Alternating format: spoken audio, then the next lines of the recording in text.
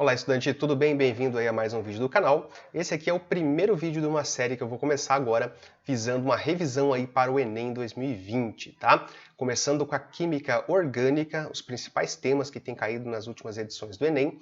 E se você não me conhece, eu sou o professor Ricardo Marconato, esse aqui é o Exercitando a Química comigo, professor Ricardo Marconato. Hoje não tem vinheta, vamos direto aqui dessa tela de apresentação para nossa tela aqui de revisão, porque essa série de vídeos do Enem, eu vou começar com uma revisão e essa revisão aqui eu vou fazer ela ao vivo na data de 7 de dezembro aqui na minha instituição, terceiro aulão do campus Campo Grande, e eu que vou falar aqui sobre química orgânica, tá? Então nós vamos dar uma revisada aqui rapidamente sobre alguns temas da química orgânica, né, algumas partes fundamentais, e fazer uma sequência aí de alguns exercícios, espero que dentro do tempo de 1 hora de vídeo, beleza? Vamos lá então para a nossa revisãozinha. Então, química orgânica, a gente vai falar sobre o que da química orgânica, né? Opa, acabei mexendo onde não devia aqui. Vamos falar o que da química orgânica? Funções, isomeria e reações, tá? Esse vai ser o nosso tema aqui dentro dessa apresentação e os exercícios vão girar em torno disso também, tá? Vamos lá então, hidrocarbonetos, a base da química orgânica, né? Então a gente vai ter os hidrocarbonetos aí sendo as estruturas mais simples e eles são o esqueleto para qualquer outra função orgânica que a gente tenha, vai ser a substituição essencialmente de alguns hidrogênios ou ali alguns carbonos, né, vão entre eles ter outros átomos, mas o esqueleto da química orgânica constitui-se aí dos hidrocarbonetos. Dentro deles, a gente pode pensar nos alcanos, que são aqueles que só têm ligação simples entre carbonos, como nessa imagem que está aparecendo aí, né? Essa é uma fórmula estrutural plana. A gente tem que saber reconhecer os diferentes tipos de fórmulas, né, e saber contar os átomos em cada uma delas, porque às vezes pode ser cobrado, por exemplo, uma fórmula, a ser feita uma afirmação, né, que tem uma determinada fórmula molecular, e você tem que saber se está correto ou não, se tem aquela quantidade de carbonos, hidrogênios e quais outros átomos estiverem lá. Nessa fórmula aqui eu tenho 4 carbonos e 10 hidrogênios, então C4H10 é a fórmula molecular. Além da fórmula estrutural plana e da molecular que estão aí, a gente tem também comum aparecer a fórmula semicondensada, que ela exclui aí algumas ligações, especialmente entre carbono e hidrogênio, ou entre o hidrogênio e algum outro elemento, OH, NH, também exclui-se esses traços. E permanece com alguns traços ali entre carbonos, entre carbono e outro átomo que não seja o hidrogênio. Então ela dá uma simplificada já. Mais simples ainda é a fórmula em linha, tá? Então todas essas fórmulas aqui representam a mesma substância que tem 4 carbonos, por isso o nome dela começa com but, só tem ligação simples entre os carbonos, por isso é an, e é um hidrocarboneto, termina em o. Então essa é a essência do nome dos compostos orgânicos, tá? Então tem um prefixo, um número de carbonos e um final que vai dizer aí qual é o grupo que pertence essa substância, se é um hidrocarboneto, se é um álcool, se é um aldeído, né? Então, alcanos, simples assim. Alcenos tem uma pequena diferença, que é a dupla ligação, estou destacando aí em verde. A fórmula estrutural plana, então, coloquei ali, observe que tem 2 hidrogênios a menos, né? Então C4H8, para cada dupla que eu coloco em um alcano, né? Eu tiro 2 hidrogênios para isso, tá? Então era C4H10, fica C4H8. Na fórmula condensada, olha só como aparece. Ó.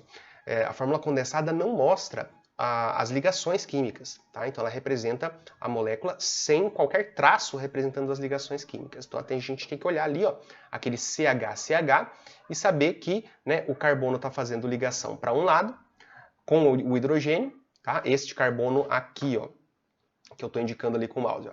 Esse carbono aí, ele está fazendo ligação, ó, com esse CH3, com esse H e com esse CH aqui.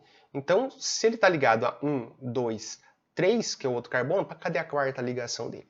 É porque tem uma dupla, tá? Então, tem que ficar atento aí à parte que costuma pegar alguns estudantes aí, é quando aparece a fórmula condensada, porque ignoram-se algumas, todas as ligações não aparecem, né? E às vezes pode ficar confuso para você. E a fórmula em linha, a gente tem esse tipo de situação, e aqui já entra um pouquinho da questão da isomeria. Essa aqui é uma configuração trans para uma dupla ligação. Tá? Alcenos, então, para dar o nome, prefixo é a mesma coisa, só que aí eu tenho que colocar em, e muitas vezes, na maioria das vezes, eu tenho que dizer onde que está essa dupla. No caso aqui, entre o carbono 2 e 3, usa-se o menor número, é hidrocarboneto, termina em O. Com os alcinos, semelhante, só que ao invés de dupla, vai ter tripla. Então ali a gente perde mais 2 hidrogênios ainda, tá? Então C4H6 agora, são 4 carbonos e 6 hidrogênios. Tem aquela tripla ligação, que se eu representar na fórmula semicondensada, eu vou ter esse desenho que está aqui próximo de mim. E na fórmula em linha, cuidado, o correto é assim, né? Por conta da geometria dessa ligação, desse carbono que faz ligação tripla, tá? Então, não é correto a gente fazer uma ligação tripla naquele zigue-zague. Então, o mais adequado é assim, e não se esqueça quando você for ler uma fórmula desse jeito, que eu tenho carbono nas pontas, e aqui, bem no finalzinho da tripla, eu tenho carbonos também. Então, é essa mesma relação aqui, ó. Tenho um CH3 aqui, tenho só um C aqui, outro C nesse ponto e outro CH3 aqui nessa outra ponta. Então, tem que prestar bastante atenção quando aparecer fórmulas em linha com ligação tripla, né? Bem no finalzinho da tripla eu tenho carbonos. Beleza?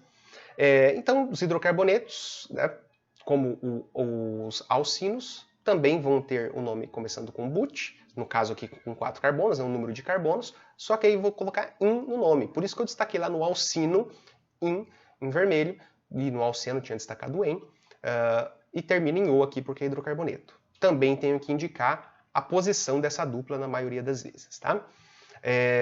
Os hidrocarbonetos ainda podem aparecer para a gente na forma de ciclos e na forma de aromáticos, tá? Ciclos como esses que estão aí, os dois primeiros, né, são ciclo-alcanos, que só tem ligação simples, então um pentágono e um hexágono aqui. E para dar o nome, né, se fosse 5 carbonos só com ligação simples, uma cadeia aberta, seria o pentano. Então, como é cíclico, vira ciclo-pentano. Aqui o ciclo-hexano. Tá? De forma semelhante aqui, para os cicloalcenos, né? Eu tenho aqui um ciclo com 5 carbonos e uma ligação dupla, aqui um ciclo com 6, 2 ligações duplas. Observe que este ciclo aqui não é aromático. Para ser aromático, eu tenho que ter essa estrutura aqui, pelo menos, do anel aromático. Tá? Isso é lógico, numa forma mais simples de se olhar a aromaticidade, tá? Então, essencialmente, para você ir para uma prova do Enem, você tem que lembrar aqui que o aromático tem que apresentar esse núcleo benzênico, que pode estar na forma única ali, isolado, apenas um, pode estar condensado, assim como no naftaleno, ou pode ter outras estruturas mais complexas aí. O que eu tenho que observar é que ou vai ter essa representação de duplas ligações e simples ligações alternadas, ou então vai ter o hexágono com aquele círculo no meio. Então, das duas formas podem aparecer aí, tá?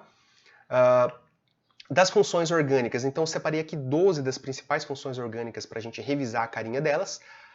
Uma bastante comum de cair é o álcool. Álcool, quando eu tenho um OH, né, ligado a um carbono que só faz ligação simples. Nesse caso aqui, eu tenho 3 carbonos e um OH ligado na ponta, é o propan 1-O, né? Então, álcool, uma das substâncias que tem OH, esse OH é chamado de hidroxila. Nesse caso, é uma hidroxila alcoólica, porque ela está ligada em um carbono saturado. Tá?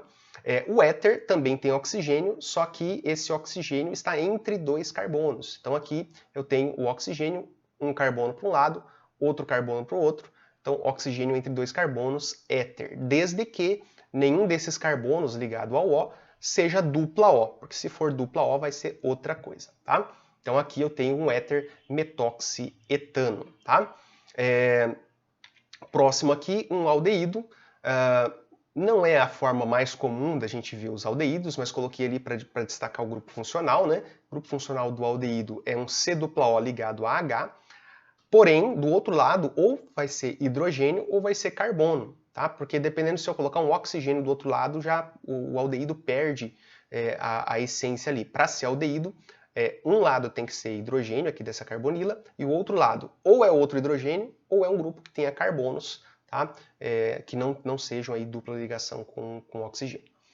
Então, aldeído, uma forma mais comum de aparecer quando é representado em linha é desse jeito que está aí agora. Tá? Então, eu tenho que observar que nesse ponto aqui, eu tenho um carbono que está fazendo 3 ligações, então subentende-se que ali tem um hidrogênio, que é o hidrogênio que vai caracterizar o aldeído, tá? E cetonas, eu tenho a mesma carbonila, só que agora entre 2 carbonos, eu tenho carbono dos 2 lados, tá? Esses pares que eu coloquei aqui, álcool, éter, aldeído e cetona, são substâncias que apresentam isomeria de função. Tá? E eu coloquei aqui exatamente os isômeros de função. Então, este álcool com 3 carbonos é isômero deste éter com 3 carbonos. Tá? Eles têm a mesma fórmula molecular, a mesma quantidade de átomos de carbono, hidrogênio e oxigênio, só que são substâncias químicas diferentes. A gente chama isso de isomeria de função. A mesma coisa que esse aldeído e essa cetona. O aldeído com 3 carbonos e a cetona com 3 carbonos são isômeros de função. Tá? Vamos para a próxima tela, outras 4 estruturas. Ácido carboxílico, também bastante comum de aparecer. C-OH, olha aqui a hidroxila de novo, só que essa aqui é uma hidroxila de um ácido carboxílico. Esse grupo aqui, C-OH, que é o grupo funcional do ácido carboxílico, é chamado de carboxila. Tá? Esse ácido carboxílico, então, pode dar origem a diversas outras estruturas, como, por exemplo, o éster. Tá? A gente tem os derivados de ácidos carboxílicos. O éster é um deles, oriundo aí de uma reação de um ácido com álcool, uma das possibilidades, né? Então o éster, qual que é a diferença? Ó, ele tem o C-O, só que ao invés de ter o hidrogênio que tem ali no ácido, ele tem outro grupo de carbonos aqui, nesse caso uma metina. Esses dois aqui também são exemplos clássicos aí de isomeria de função, um ácido e um éster, tá? Isomeria de função, se eles tiverem o mesmo número de carbonos, né? E se tiver ligações duplas ali, tiver a mesma fórmula molecular, um ácido carboxílico pode ser isômero de um éster. Tá? Fenol, olha o OH de novo aí, essa hidroxila que aparece ali agora é fenólica, e para ela ser uma hidroxila fenólica, basta que ela esteja ligada diretamente ao anel aromático, seja um anel aromático simples ali, como um benzeno que estava ali, então esse é o fenol ou hidroxibenzeno, ou seja, numa estrutura maior aí com anéis condensados, como naftaleno, fenantreno, outras substâncias que a gente tem. Tá? O enol, olha a hidroxila de novo, então ó, no álcool, no ácido, no fenol e no enol. Então 4 substâncias aí que, 4 funções orgânicas que têm OH e que eu tenho que observar a diferença entre elas, né? O fenol, observe que o OH está ligado num carbono insaturado, um carbono que faz ligação dupla, mas não é o carbono aromático. Então a diferença, este carbono aqui não é aromático. Se esse carbono fosse aromático, seria um fenol e não um enol. Tá? E agora, partindo um pouco para os compostos nitrogenados, os dois mais importantes, sem dúvida, são a amina e a amida, os que mais aparecem. A amina, quando eu tenho um nitrogênio ligado a um carbono que não é C-O, e a amida, quando está ligado ao carbono que é C-O. Para diferenciar a amina de amida, pensa que a amida tem D de dupla, então se tem C-O é amida, se não tem é amina. No caso aqui a gente tem uma amina primária ali, porque a gente tem NH2, só tem um grupo de carbonos ligado ao nitrogênio. Se tivesse 2 grupos de carbono, né, ficaria NH, carbonos para um lado, carbonos para o outro, a gente fala que tem uma amina secundária, e se não tivesse nenhum hidrogênio ali naquele nitrogênio, a gente falaria que é uma amina terciária. E aqui a amida, ela não é primária, secundária, terciária, mas sim N substituída. Então eu posso ter essa amida com os 2 hidrogênios ali no nitrogênio, ou eu posso tirar os hidrogênios e colocar grupos de carbono, e aí a gente fala que é uma amida N substituída. Tá? Outro composto de nitrogênio que costuma aparecer são os nitrocompostos. Tá? É o grupo NO2 ligado a alguma estrutura orgânica, seja ela aromática ou não. Tá? Então aquele NO2 entra na nomenclatura como o grupo nitro. Tá? Então por isso nitrocomposto. E para fechar, a gente tem alguns aletos orgânicos, então a presença de alguns halogênios dentro das estruturas orgânicas. Nesse caso aqui, né, o 1-cloro-propano. Tá? Então, os aletos orgânicos, vamos colocar assim, eles têm 3 grandes grupos. Né? 2 grupos, o nome da substância é semelhante ao nome do seu hidrocarboneto e o halogênio entra como se fosse uma ramificação, como é o caso aqui. Tá? Então, cloro, 1-cloro, porque está no carbono 1, cloro, propano. A gente pode ter também os halogênios ligados lá nos anéis aromáticos, e a gente pode ter também os hidrogênios ligados, os halogênios, né, ligados a uma carbonila, um C-O. aí ficam os aletos de ácidos, né? São derivados aí dos ácidos carboxílicos também. Aí o nome é um pouquinho diferente, mas nosso objetivo não é relembrar a nomenclatura aqui nessa aula, tá? Nessa revisão. Então vamos lá. Agora, saindo da parte de funções, vamos molhar o bico. A gente tem isomeria. Então uma telinha aqui para a gente falar de isomeria, relembrar. Então, isomeria plana, isomeria espacial ou isomeria constitucional, né? No caso da plana, a constituição modifica. Isomeria estéreo, isomeria aqui na isomeria espacial. Na isomeria plana, a gente tem aqueles 5 tipos clássicos ali: cadeia, posição, compensação, função e tautomeria. Isomeria de cadeia. Quando eu tenho a mesma função orgânica ali, são 2 álcoois, por exemplo, só que um tem cadeia normal, o outro tem cadeia ramificada. Num deles a cadeia é insaturada e na outra cadeia é fechada, mas são isômeros. Tá? Então a diferença é na classificação da cadeia carbônica. Tá? Posição também trata-se aí de compostos que pertencem à mesma função orgânica, só que a posição de alguma coisa muda. Essa coisa pode ser uma ramificação, né? Por exemplo, no 2-metil-pentano e no 3-metil-pentano, o que está mudando é a posição da ramificação metil, carbono 2, carbono 3. Tá? O mesmo poderia ser para um grupo funcional com um álcool, por exemplo. Tá? Um álcool no carbono 2 e um álcool no carbono 3, de uma estrutura que permitisse isso. Ou dupla e tripla ligação. Tá? Então a mesma função orgânica está mudando alguma coisa de posição. Essa coisa pode ser ramificação, insaturação ou grupo funcional. Compensação o que muda entre aspas, a posição de um heteroátomo. Então, na isomeria plana de compensação, eu tenho um heteroátomo e a diferença é quantos átomos de carbono eu tenho de um lado e do outro em cada uma das substâncias. Tá? Então, amidas podem apresentar a isomeria de compensação. Tá? Éster também e éter podem apresentar a isomeria de compensação. Tem que ter um heteroátomo. Tá? Isomeria de função, como eu já adiantei ali, 3 exemplos clássicos: álcool e éter, cetona e aldeído, ácido e éster. Tá? Então esses 3 aí são clássicos para a isomeria de função. O que vai mudar então é a função química. Tá? Então para ser isômeros, né, tem que ter a mesma quantidade de átomos de cada tipo de átomo, a mesma fórmula molecular. Né? Tendo a mesma fórmula molecular e sendo de funções diferentes, isomeria de função. Tautomeria é um caso especial de isomeria de função, porque são funções orgânicas diferentes, porém elas mantêm um equilíbrio. A gente tem 2 famosas aí para esse nível de ensino, que é a cetoenólica e a aldoenólica, entre uma cetona e um enol, e entre um aldeído e um enol. Tá? Então, aldeído é uma função, enol é outra função, mas eles podem, né, converter-se um no outro de acordo com as condições ali onde eles estejam armazenados. Tá? Então aí a gente tem tautomeria, é uma isomeria de função dinâmica, onde um se transforma no outro. Tá? Já na isomeria espacial a gente tem 2 principais tipos, né? Geométrica e ótica. Tá? Na geométrica a gente pode, né, por exemplo, estar falando de uma dupla ligação e tem um plano dessa dupla, eu posso ter coisas para lados diferentes desse plano, como é o caso do primeiro desenho ali, ou posso ter essas coisas para o mesmo lado do plano. Uma a gente chama de trans, outra a gente chama de cis, ou tem também as nomenclaturas E e Z. E semelhante ao trans e Z semelhante ao cis. Tá?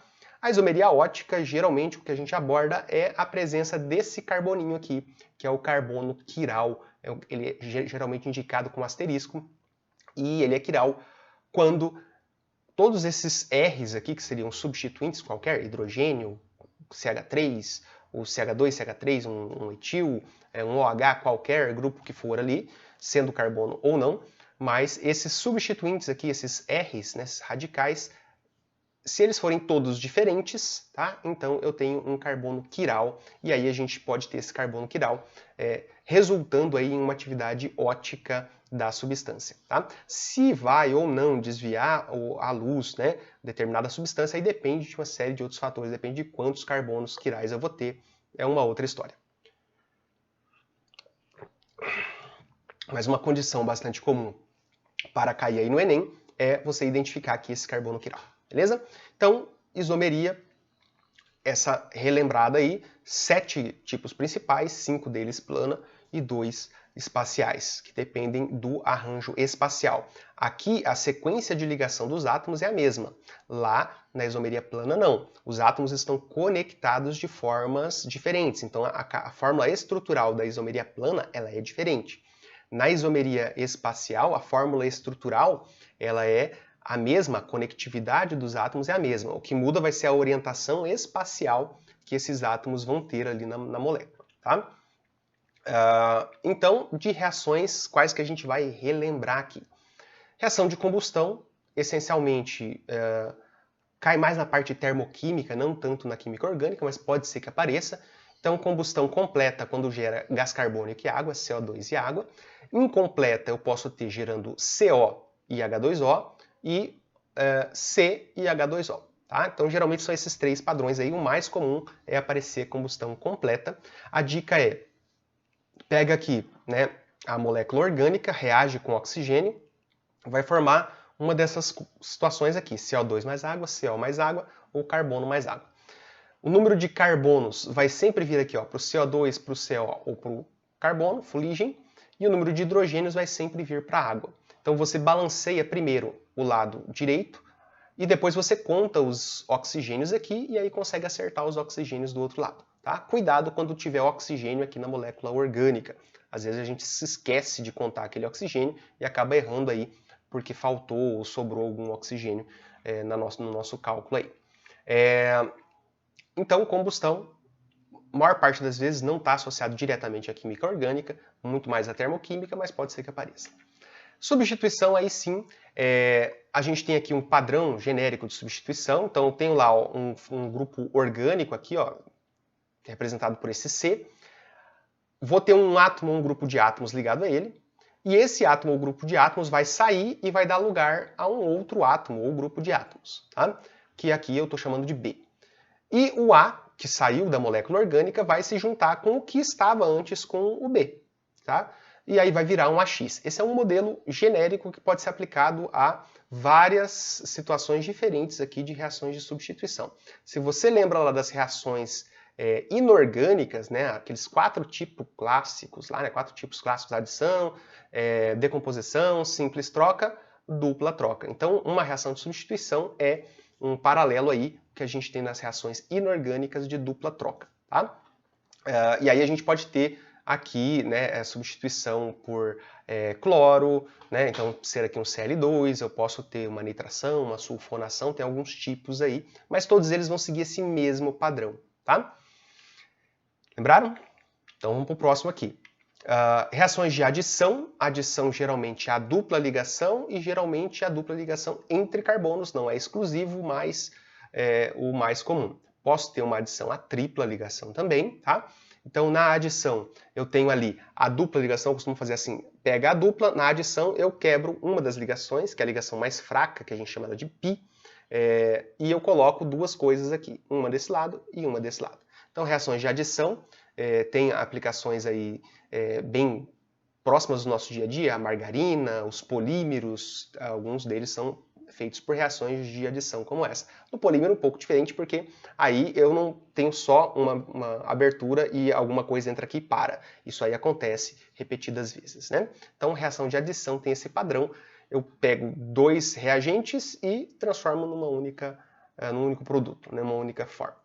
Oxidação de alcenos, a gente vai ter 3 tipos principais aí. Oxidação branda, que vai gerar um diol vicinal. O resultado é quase como se fosse ali uma adição. Se a gente pegasse um alceno ali, ó, fizesse uma oxidação branda, aquele A e B seriam 2 OHs, que formaria esse diol vicinal.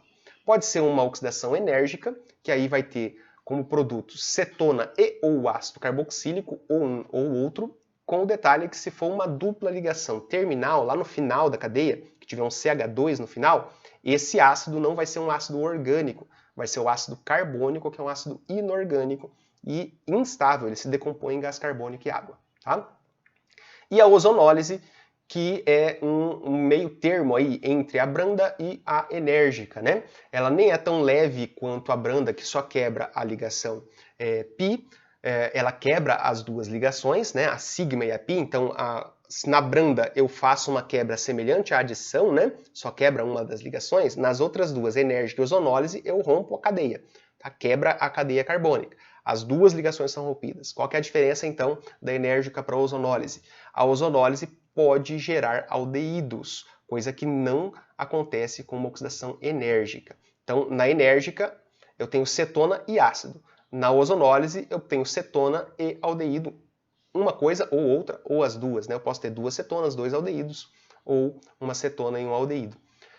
Aqui, a diferença, então, é essa. Aqui produz aldeído, porque os hidrogênios que, porventura, existam lá na dupla ligação, nos carbonos da dupla, não são retirados aqui na ozonólise, ao passo que ali na enérgica, esses hidrogênios saem e dão lugar a um grupo OH. Então, o carbono da dupla ele é oxidado ao máximo. Aqui na ozonólise ele consegue parar ali no meio do caminho, ficando em aldeído. Tá? Então, além disso, oxidação e redução de outros compostos, compostos oxigenados, os mais comuns são na oxidação do álcool primário, levando a aldeído e já imediatamente ácido carboxílico. Um álcool secundário leva a uma cetona. Então, lembrando que é um álcool primário. É um álcool que está ligado num carbono da ponta, tá? Um carbono primário. Então, é chamado de álcool primário. O que é um álcool secundário? É um álcool que está ligado num carbono secundário, que está ligado a dois carbonos. Tá? E o álcool que está ligado a dois carbonos, né, que é o secundário, gera uma cetona quando ele oxida. Já o álcool terciário não oxida, tá? Então ele não reage por oxidação, esse álcool terciário. E o contrário da oxidação é a redução.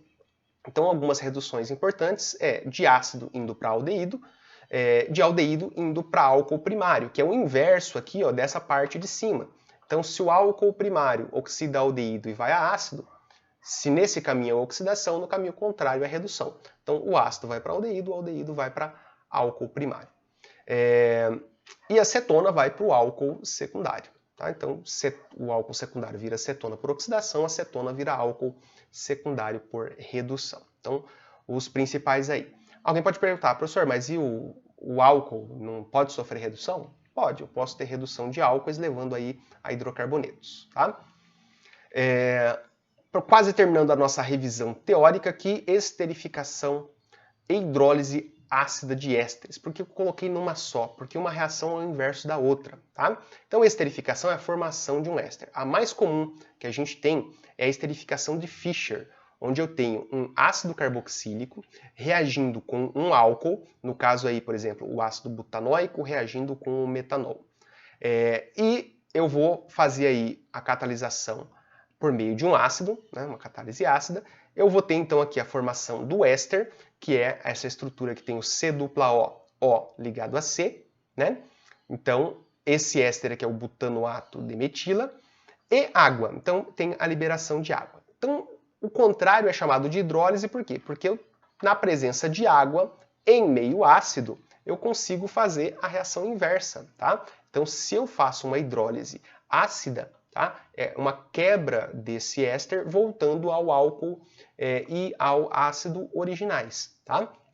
Então, hidrólise ácida. Se eu fizer a hidrólise básica é outra história, mas antes de partir para a próxima, o que é interessante você observar quando você tem ésteres, saber qual parte veio do ácido, qual parte veio do álcool. Tá? Então, no éster, essa parte aqui que tem o C-O e todos os carbonos que estão ligados a esse carbono são oriundos aí do ácido carboxílico, pensando ali numa esterificação de Fischer. Mas eles são de origem de um ácido carboxílico. Essa parte do oxigênio que está entre carbonos e os carbonos que estão ligados a esse oxigênio, né, que não são ali o C-O, são oriundos de um álcool, então. Tá? Então, para eu montar o éster, basta que eu suma com esses dois OHs aqui e troque eles por um oxigênio que vai ligar as duas partes. Para eu restituir, para eu voltar, eu tenho que quebrar aqui nesse oxigênio e colocar OH dos dois lados. Tá? Então, a hidrólise ácida apenas é o contrário aí da esterificação. E a hidrólise básica, chamada de saponificação, vira e mexe, cai em questões sobre isso também, né? Então aqui eu tenho, para funcionar como um sabão, é importante que eu tenha uma cadeia carbônica longa, tá? Então, esta molécula aqui que está perto de mim representa um sabão, uma cadeia carbônica longa aqui, de um ácido graxo. Detalhe, esses ácidos graxos naturalmente têm 12 números pares de átomos de carbono, 10, 12, 14, tá? E essa parte grande aqui vai ser apolar, interagir com a gordura, e essa parte do sal aqui vai ser polar, né? Essa carboxila vai estar aqui sem o seu hidrogênio e com um par de elétrons sobrando, vai fazer uma ligação iônica aí com o íon sódio, se a gente usar sódio, obviamente, né? Hidróxido de sódio para fazer essa reação. E na saponificação, então, eu gero um sabão e um álcool. O álcool que estava aqui fazendo compondo o éter, tá? Se é uma substância mais simples como essa, o álcool aqui, nesse caso, 2 carbonos, é o etanol. Se fosse um óleo de cozinha, por exemplo, um óleo de soja, um óleo de girassol, a gente teria aqui, nessa estrutura de partida, um triglicerídeo, né, que teria 3 grupos desse aqui, 3 ésteres desse aqui, orgânicos, unidos por um único álcool, que é o glicerol, que tem 3 grupos OH, tá? Então, saponificação também comum de cair aí. Pessoal, referências aqui.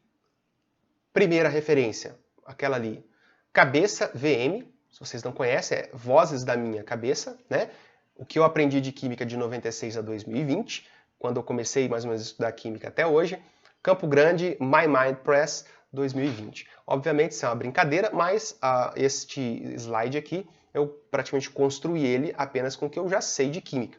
Mas, caso você queira, né, consultar para ver se o que eu sei tá correto, te indico aqui Peruso e Canto, que é o famoso Tito e Canto, e Feltre, ou qualquer outro livro de ensino médio com qualidade aí, você consegue confirmar essas informações. As imagens ali dos desenhos das estruturas que eu coloquei foram feitas por mim mesmo, né? Algumas direto no PowerPoint, outras usando esse software aí, ChemSketch. Se você quer brincar de construir moléculas, tem uma versão free, que é a que eu uso, que dá para você escrever algumas coisinhas. Mas está em inglês, então tem que dar uma treinadinha aí no inglês. Eu, por exemplo, não sei inglês, mas consigo mexer, então você vai conseguir também. Pessoal, então tá mais ou menos dentro do que eu pensava, uma meia hora de teoria revisando, e agora a gente vai para a prática. E a prática vai ser no bom e velho estilo aqui do canal, que é a técnica da mãozinha, onde eu venho para cá agora e tem que ficar me vendo ali, né? Vamos dar uma melhorada aqui para eu poder ver melhor. Aí sim. E onde aqui eu às vezes trompo aqui na minha estrutura que segura a câmera que está filmando aqui de cima. E essa câmera aqui é uma bela de uma câmera, né? Que fica esse rosto aqui 10 vezes pior do que já é. Mas vamos lá. Exercício aqui, eu tenho 14 exercícios na fila aqui. Vamos ver quantos que eu vou conseguir fazer até dar 1 hora, né? Que aí é o termômetro para esse aulão que eu falei, né? Quem estiver vendo esse vídeo aqui no meu canal. Então eu estou gravando aqui como um plano B se faltar energia aqui na minha casa, faltar internet, para o pessoal conseguir colocar no ar lá a minha aula nesse aulão. Então vamos lá, sem mais enrolação. Diz o seguinte, esse aqui, Enem PPL 2019. O 2-BHA é um fenol usado como antioxidante para retardar a rancificação em alimentos e cosméticos, que contém ácidos graxos insaturados. Esse composto caracteriza-se por apresentar uma cadeia carbônica aromática mononuclear, apresentando o grupo substituinte terc-butil na posição orto e o grupo metoxi na posição para. A fórmula estrutural do fenol descrito então vem aqui uma série de 5 substâncias que a gente vai ter que definir qual é a correta. Então, algumas informações aqui, eu vou sublinhar algumas informações. Então, ela é um fenol. Beleza, todas as estruturas aqui têm o grupo que caracteriza o fenol, o anel aromático com esse OH. Então, todas as estruturas têm o grupo fenol, beleza. Fala aqui que é aromática mononuclear, então só tem um núcleo benzene. Também não ajudou muito, porque todas são mononucleares, não tem diferença. Então aqui, o X da questão para a gente poder resolver é verificar o grupo terc-butil na posição orto e o grupo metoxi na posição para. Então aqui a gente já pode dar uma olhada. Então o que é a posição orto no anel aromático? A posição orto referenciada a sempre alguma coisa. Então aqui nesse caso é o OH, porque está dizendo que é o fenol. Então, é o fenol que tem os substituintes nas posições orto e para. Então, a nossa referência é esse OH. Todos eles estão aqui no topo. Então, a posição vizinha é a posição orto. Essas posições aqui são as posições meta, essa, e a última aqui é a posição para, tá? Sendo assim, observe essa estrutura e essa. Aqui, ó, o substituinte está na posição meta e o outro na posição para. Meta e para. Então, esse e esse não podem ser resposta, porque aqui está dizendo que é orto e para. Esses outros todos, ó, tem orto e para, orto e para, orto e para. Então, a gente tem que saber quem é o terc-butil e quem é o metoxi. Então, terc-butil é uma ramificação onde eu tenho 4 carbonos, por isso butil, e a ligação é feita pelo carbono terciário, considerando apenas a ramificação, né? Então, se eu considerar apenas a ramificação, qual é a classificação desse carbono? Esse carbono é terciário, porque ele está ligado a 3 carbonos. Obviamente, se eu conectar isso aqui a uma cadeia carbônica, a um outro carbono, esse carbono passa a ser quaternário. Tá? Mas a ideia do terc é porque aqui, na ramificação, ele está como um carbono terciário. Então, essa estrutura é o terc-butil, ou simplesmente T-butil. E o metoxi? Met, um carbono, oxi, oxigênio. Então, é uma ramificação que eu tenho o C ligado ao O, este C é um CH3 e a ligação é feita pelo oxigênio, característico aí dos éteres, né? Então, o metoxietano, que eu falei lá na revisãozinha. Então, característica de um éter. Metoxi CH3O. Então, são esses dois aqui que a gente teria que saber, essas ramificações, para poder escolher aqui a resposta correta. Então, vamos lá, colocar todos aqui na tela. Já esse aqui, será que é um terc-butil, né, na posição orto? Não, né? Porque o terc-butil tem que ter um C ligado a 3CH3. Aqui eu já tenho CH2CH, não é?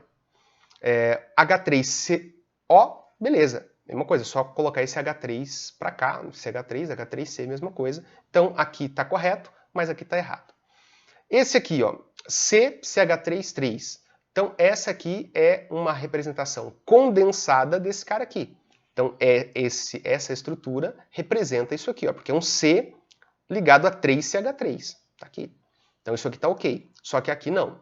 H2COH. Não. Portanto, a nossa resposta correta vai ser aqui, ó. Terc-butil, ok, um carbono ligado a 3CH3 e H3CO ligado é o metoxi. Então, beleza, a gente tem aqui a nossa resposta correta como sendo a letra E, beleza? Então aí exigia um pouquinho de estrutura, né, funções orgânicas, saber que o metoxi é um éter, tem que ter aquele oxigênio ali. Vamos para o próximo exercício e essa gravação aqui vai ser diretão, sem cortes, tá? Outro do PPL, esse aqui deu uma polêmicazinha, vamos fazer ele aqui, ó. O ácido ricinoleico, um ácido graxo funcionalizado, cuja nomenclatura oficial é ácido D-12-hidroxioctadec-cis-9-enoico, é obtido da hidrólise ácida do óleo de mamona. As aplicações do ácido ricinoleico na indústria são inúmeras, podendo ser empregado desde a fabricação de cosméticos até a síntese de alguns polímeros. Então, usado aí nas poliuretanas, né? Para uma amostra de solução desse ácido, o uso de um polarímetro permite determinar o ângulo de quê? Então, vamos pegar essa palavrinha aqui primeiro. Polarímetro, quando se usar essa palavra, a gente está falando de uma relação com isomeria óptica. Tá? Então, polarímetro é o aparelho que eu uso para medir o desvio da luz ocasionado ali por uma substância que esteja em uma solução. Essa não é uma luz qualquer, uma luz que entra ali no polarímetro e ela é polarizada, por isso polarímetro, né? Ela fica apenas numa única direção e aí se consegue medir se a substância de interesse, que eu quero saber se ela tem ou não uma atividade óptica, se ela vai ou não aí desviar a luz para a esquerda ou para a direita. Eu vou fazer uma coisinha só aqui, porque eu percebi agora que meu áudio estava estourando. Então, até esse momento aí, ó, 40 minutos com vocês me ouvindo gritar. Vou tentar arrumar isso aí na edição depois. Então vamos lá. Primeira coisa, então, isomeria ótica, tá? Se é isomeria ótica, a gente já vai direto aqui, ó, giro levógiro e giro destrógiro. Então, levógiro, a substância gira o plano da luz para a esquerda e destrógiro gira para a direita, tá? E aí, como que a gente vai saber olhando para aquele nome, tá? O probleminha que deu aí, algumas pessoas acharam complicada essa questão por conta desse D aqui, né? Esse D leva a gente a pensar que é destrógiro ou destrogiro, mas não, tá? O que indica aqui se vai girar para a esquerda ou para a direita é o sinal de menos entre parênteses, tá? Então, se gira para a direita, o sinal é positivo. Se gira para a esquerda, o sinal é negativo. Aquele D ali, ele deve estar por alguma outra razão que eu estava pesquisando, tentei encontrar, não encontrei, mas deve ser algo semelhante aos açúcares, né? O que é a D-glicose? Não significa que a D-glicose, que é um açúcar, desvie o plano da luz para a direita, mas é que ela é oriunda de uma substância que a configuração de um dos carbonos daquela substância era destrógena. E aí ela vem, como ela deriva dessa substância, eu tenho nos carboidratos, né, mais simples, monossacarídeos, a série D e a série L. E esse D e esse L não tem a ver com para onde a luz é desviada, e sim qual é a substância que originou aquela substância derivada. Tá? Então aqui provavelmente deve ser isso, mas eu não encontrei uma fonte. Quando eu encontrar, eu faço um vídeo explicando isso e faço o link aqui no card nesse vídeo, tá? Mas aqui então, se aparecer para você, vai no sinal. Menos para a esquerda, mais para a direita. Então, se é menos, é para a esquerda. Se é para a esquerda, é levógiro. Então, letra D aqui, tá? Então, aquele Dzão ali não tem relação direta aí com o desvio da luz para essa substância. É aquele menos que manda, beleza? Próximo exercício aqui, já Enem 2018. Essas questões estão indo do mais recente para o mais antigo, tá? Enem 2018 diz aí que as abelhas utilizam sinalização química para distinguir a abelha rainha de uma operária, sendo capazes de reconhecer diferenças entre moléculas. A rainha produz o sinalizador químico conhecido como ácido 9-hidroxidec2-enoico, enquanto as abelhas operárias produzem ácido 10-hidroxidec2-enoico. Nós podemos distinguir as abelhas operárias e rainhas por sua aparência, mas entre si elas usam essa sinalização química para perceber a diferença. Pode-se dizer que vem por meio da química. Então tá aqui a referência, né, lá dos botões de Napoleão. As moléculas dos sinalizadores químicos produzidas pelas abelhas rainha e operária possuem diferença na o quê? Fórmula estrutural, molecular, identificação dos tipos de ligação, qual que é a diferença? Então vamos analisar lá esses dois nomes que estão aqui, ó, nesse ponto. Então, ó, ácido 9-hidroxidec2-enoico e ácido 10-hidroxidec2-enoico. Então observe que se eu tampar aqui, ó, leia aí agora. Hidroxidec2-enoico nos dois lugares. O que está mudando de um para o outro? Aqui é 9 e aqui é 10. Então o que está mudando? A posição desse hidroxi. O que é esse hidroxi? É uma hidroxila. Tá? Nesse caso aí vai ser uma hidroxila alcoólica, porque ele vai estar ligado no carbono 9 e no carbono 10. Não tem nenhuma indicação de que tenha dupla ligação nesses carbonos. Tá? Aqui, ó, 2-en significa que no carbono 2 tem uma dupla ligação, mas aqui no 9 e no 10 não tem essa informação, então uma hidroxila alcoólica. Mudando a posição de uma hidroxila, de um grupo funcional. Tá? No caso aqui é uma substância que tem dois grupos funcionais, o grupo ácido, que é o principal, e o grupo hidróxido de álcool, tá? Que é uma função secundária. Aqui para fins de nomenclatura, né? Então, mudou a posição, isomeria de posição. Tá? Então, a fórmula, se é isomeria de posição, a fórmula molecular é a mesma, né? Os tipos de ligação ali, então a gente tem ligações covalentes nessa estrutura inteira, então tem diferença dos tipos de ligação. O número de carbonos é o mesmo, porque eles são isômeros. A identificação dos grupos funcionais, os dois grupos funcionais, são idênticos, tá? Então, ácido e álcool, só que a posição dos grupos funcionais está errada, mas não é identificação. E essa posição está errada, não, está diferente, né? Essa posição nos dá uma diferença estrutural. Então, a diferença entre eles é estrutural. A estrutura de um apresenta uma hidroxila no carbono 9 e a estrutura do outro apresenta a hidroxila no carbono 10. Então, aquela isomeria plana, né? Aí, no caso de posição, é uma isomeria que difere na sequência com que os elementos estão ligados, tá? Não no tipo de ligação, mas sim na sequência. Tá? Então, a sequência ali é diferente, porque uma está no 9 e outra está no 10. Beleza? Então, aqui um exercício de isomeria, que a gente teve que associar não ao nome da isomeria de posição, mas sim entender que essa é uma diferença estrutural, tá? Se fosse uma isomeria ótica, não seria estrutural, seria espacial, tá? Então, o próximo exercício aqui diz o seguinte, várias características e propriedades de moléculas orgânicas podem ser inferidas analisando sua fórmula estrutural. Na natureza, alguns compostos apresentam a mesma fórmula molecular e diferentes fórmulas estruturais. São chamados isômeros, como ilustrado nas estruturas. Então tem aqui dois desenhos, e aí a dica já para a gente partir para a resposta, quando aparece esse tipo de representação aqui que a gente chama de cunha, tá? Essa cunha cheia e a cunha tracejada, 99% de chance dessas substâncias estarem aí apresentando isomeria ótica, tá? Porque não é comum a gente representar outras substâncias que não tenham isomeria ótica com esse tipo de representação, tá? Não que seja proibido, posso, né? Até para enganar aqui numa prova de Enem, posso, mas aqui o que eu tenho que observar então? Se aqui é isômero, vamos olhar para a estrutura. A diferença estrutural, olha aqui, ó, vamos pegar OH, C, dupla O. C para baixo OH, para a esquerda CH3. Então, é a mesma conectividade, a sequência de ligações é a mesma. Qual que é a diferença dos dois desenhos? Aqui eu tenho um triângulo, né, pontudinho ali, cheio, e aqui eu tenho um triângulo pontudinho, todo tracejadinho, que é a cunha cheia e a cunha tracejada. O que significa isso?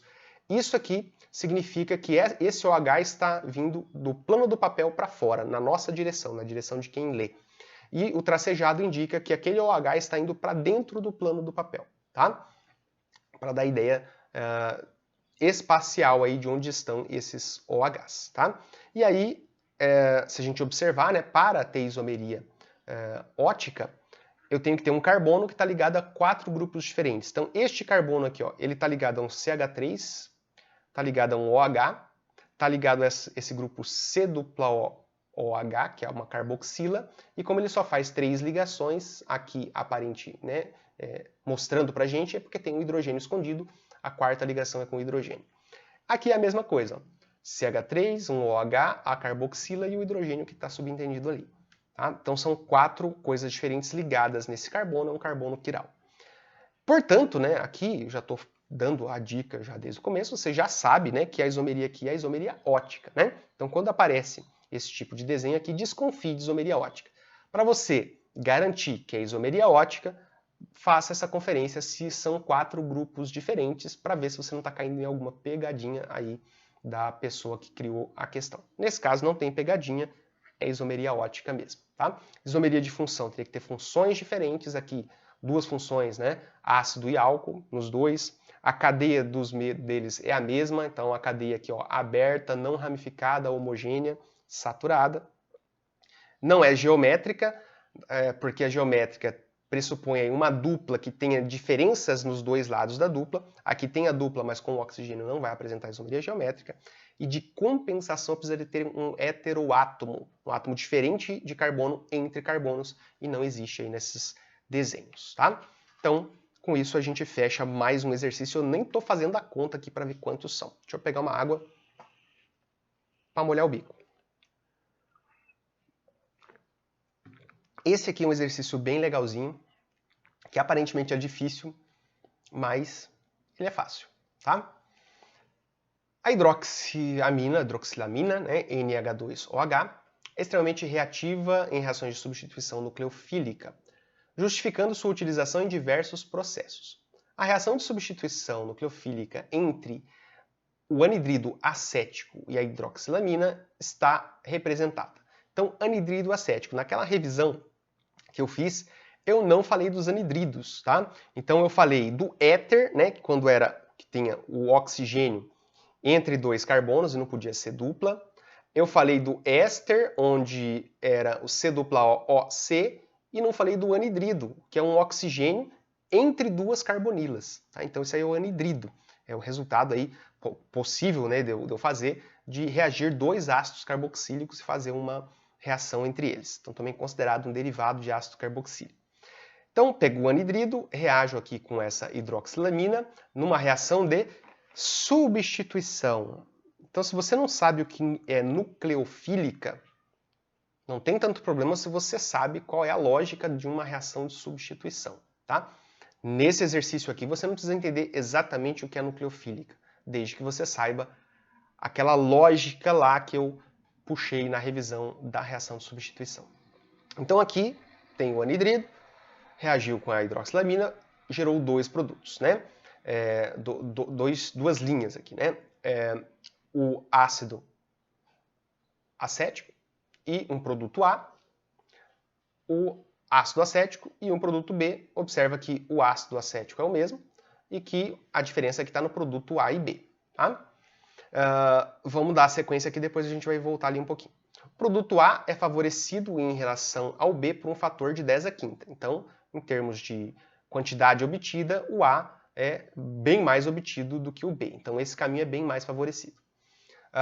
Em um estudo de possível substituição do uso de hidroxilamina, foram testadas as moléculas numeradas de 1 a 5, que estão aqui.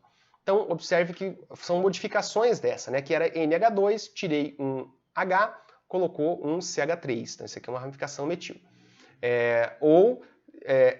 Tirou o H do oxigênio e colocou um grupo metil. Então, foram feitas alterações nessa hidroxilamina, tá?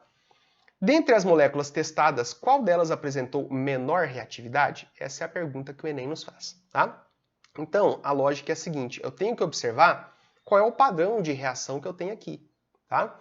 Então, nesse caso aqui, ó, é uma reação de substituição. Lembra lá de como é que era o padrãozinho da substituição? Vou escrever ele aqui em cima. Naquela minha revisão. É um C ligado a um A, por exemplo. Eu tenho uma estrutura orgânica ligada a um átomo ou um grupo de átomos A, que eu vou reagir em uma substância que vai ser B ligado a um X, certo?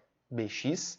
Ela vai produzir uma dupla troca. Então eu vou ter uma parte onde eu vou ter agora não mais o A, só que o B, ligado à estrutura aqui orgânica, e vou ter o A ligado ao X, tá? Então, essa lógica, dupla troca.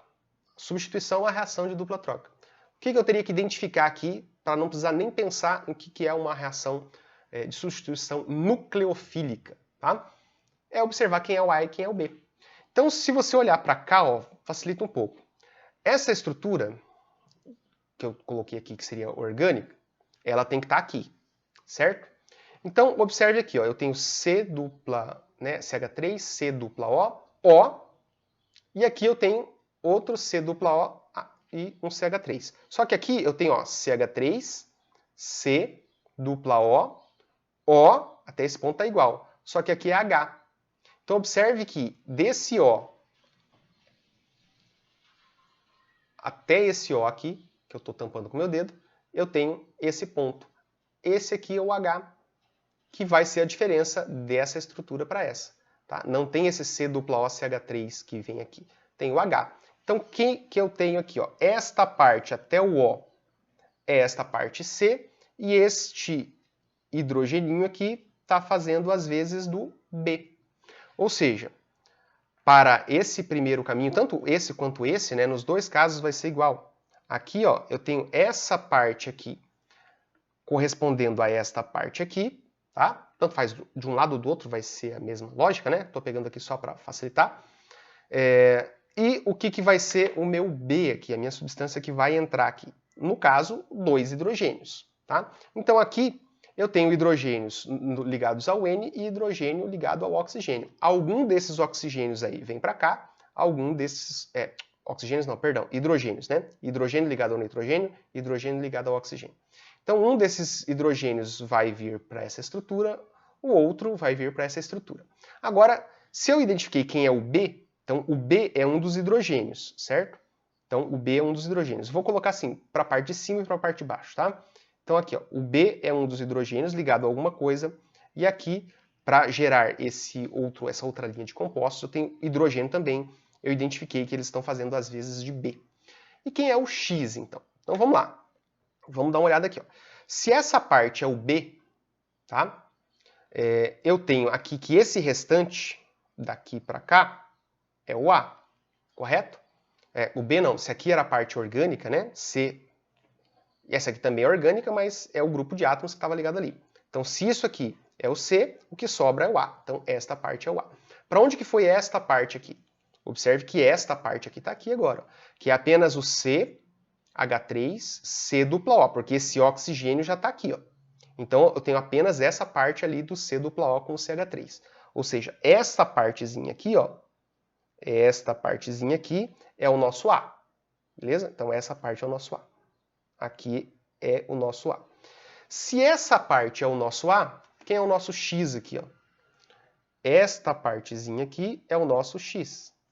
E nesse caso, esta partezinha aqui é o nosso X. Tá? Porque é AX.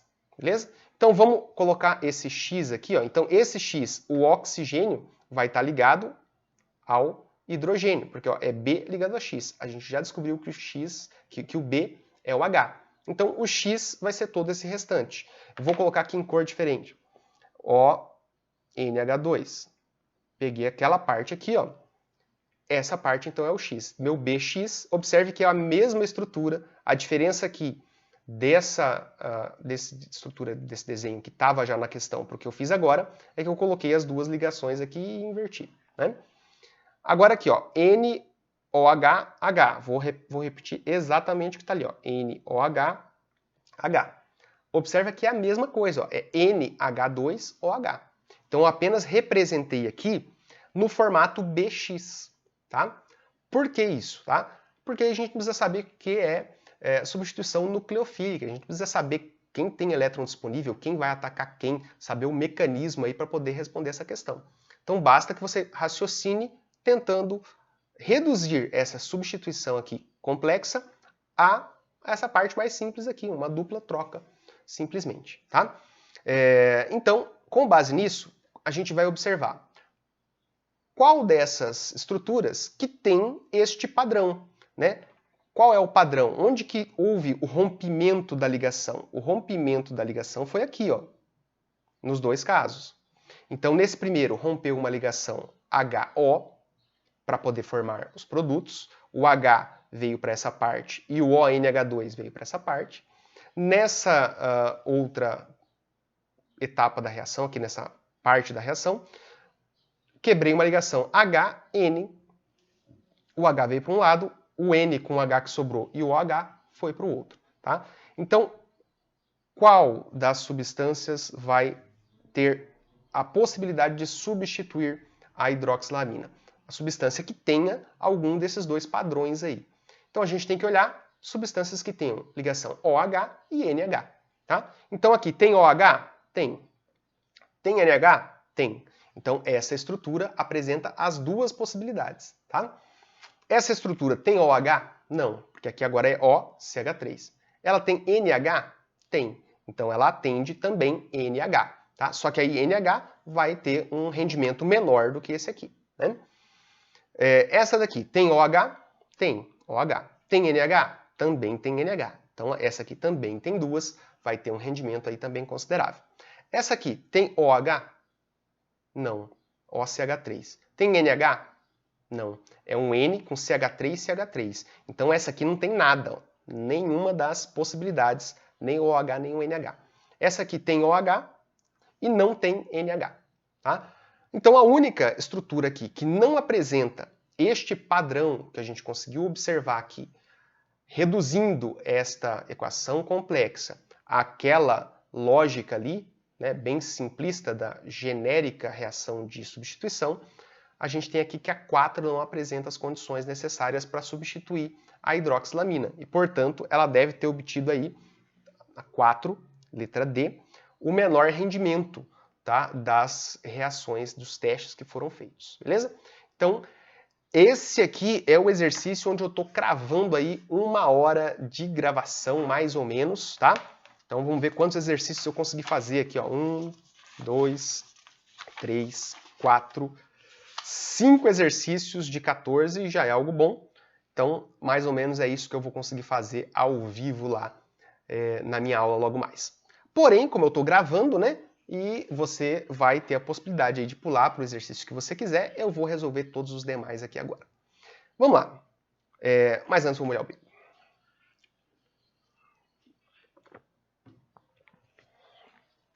No Enem PPL, 2017, em algumas regiões brasileiras é comum se encontrar um animal com odor característico, o zorrilho. Nunca ouvi falar. Esse odor serve para a proteção desse animal, afastando seus predadores.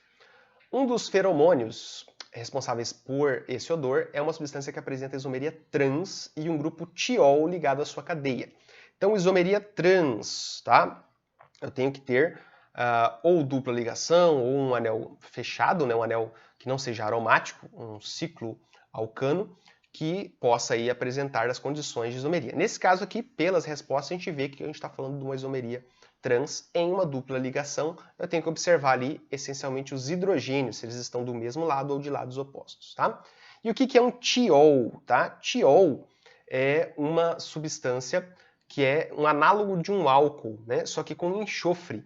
Então, se no álcool, tá, eu tenho um OH ligado num carbono, né, que só faz ligação dupla, um tiol, tá, eu tenho um SH ligado nesse carbono, tá? Então, o S ocupa o lugar do oxigênio. O oxigênio e o enxofre são da mesma família. Então, tem alguns comportamentos semelhantes, tá?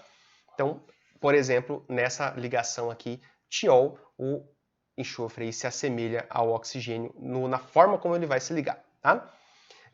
Então, eu tenho que olhar isso. Qual dessas estruturas apresenta a isomeria trans e se tem ou não esse tiol aqui. Então, vamos lá. Primeiro, esse aqui apresenta a isomeria geométrica? Condição para a isomeria geométrica. Uma das possibilidades, ter a dupla ligação e os elementos em cada carbono da dupla serem diferentes. HH já não pode. Aqui não apresenta isomeria porque tenho 2 ligantes iguais no mesmo carbono. Tá? Então eu tenho que ter ligantes diferentes, como desse lado aqui, ó, CH3, CH2 e SH. Tá? Então essa aqui não apresenta isomeria. Tá? Então não pode ser. Vamos para B. A B, vamos olhar, tem dupla, beleza. CH3 é diferente de H, ok. H é diferente de SH2SH, ok, apresenta isomeria. Tá? 2 carbonos com coisas diferentes ligados. Eu tenho aqui, observe, ó, o hidrogênio de um lado, hidrogênio do outro, tá? Um de um lado da dupla, outro do outro lado, um acima e um abaixo, trans, beleza. E é um tiol? É um tiol. Então a nossa resposta já está encontrada aqui, letra B. Configuração trans, tá? Os hidrogênios aqui estão para lados opostos e é um tiol. O que está errado nas outras? Né? Ó, aqui também tem o tiol, só que a configuração é cis, os 2 hidrogênios estão para o mesmo lado. Aqui não tem também, não apresenta isomeria. Ó. Esta parte aqui, por ter 2 hidrogênios ligados ao mesmo carbono, não apresenta isomeria geométrica. Tá? Aqui ela é cis, tá? Então a gente está procurando algo trans. Ela é cis e não é um tiol, é um tioéter. Tá? Então, assim como tem o éter no oxigênio, eu posso ter os tioéteres também, que é o enxofre entre 2 carbonos. Tá? Então aqui, fácil, a gente tem aí a letra B, tá? Que era a única trans aí, né? Então você não precisava nem saber nesse caso o que era um tiol, tá? Você só precisava saber de isomeria cis-trans, isomeria geométrica. Porque 2 aqui não tem isomeria, 2 são cis, a única trans que tinha era essa. Então, nesse caso aqui, você nem precisava saber o que era um tiol, que você conseguiria resolver sabendo apenas isomeria. Tranquilo? Então, vamos para o próximo exercício, para dar 1h30 ou mais de vídeo. O biodiesel é um biocombustível obtido a partir de fontes renováveis, que surgiu como alternativa ao uso do diesel de petróleo para motores de combustão interna. Ele pode ser obtido pela reação entre triglicerídeos, presentes em óleos vegetais e gorduras animais, entre outros, e álcoois de baixa massa molar, como metanol ou etanol, na presença de um catalisador, de acordo com a equação química que está dada aqui para a gente. Tá? Então, aqui é o glicerídeo, né, o triglicerídeo, um álcool de pequena massa molar, no caso aqui o metanol, um carbono só, com o catalisador, vai gerar essas estruturas aqui, que vão ser derivadas desse ponto, e essa estrutura aqui. Então, quando eu tenho uma transesterificação, então na revisão eu falei lá, ó, da esterificação, né, formação de um éster, a hidrólise ácida, que regenera o álcool e o ácido originários, e uma hidrólise básica que gera o sabão. Só que tem uma outra reação de ésteres, que é essa aqui, que é a transesterificação. É o transformar um éster em outro, usando um álcool para isso. Então eu faço uma reação entre um éster e um álcool para gerar outro éster e outro álcool. Então isso é uma transesterificação. Aqui, onde que é a separação do álcool para o éster, né? Então esse é o ponto de separação. O C+O vem para o lado do ácido e o restante aqui para o lado do álcool. Então, o que eu faço aqui para transformar isso em álcool? CH2OH, CHOH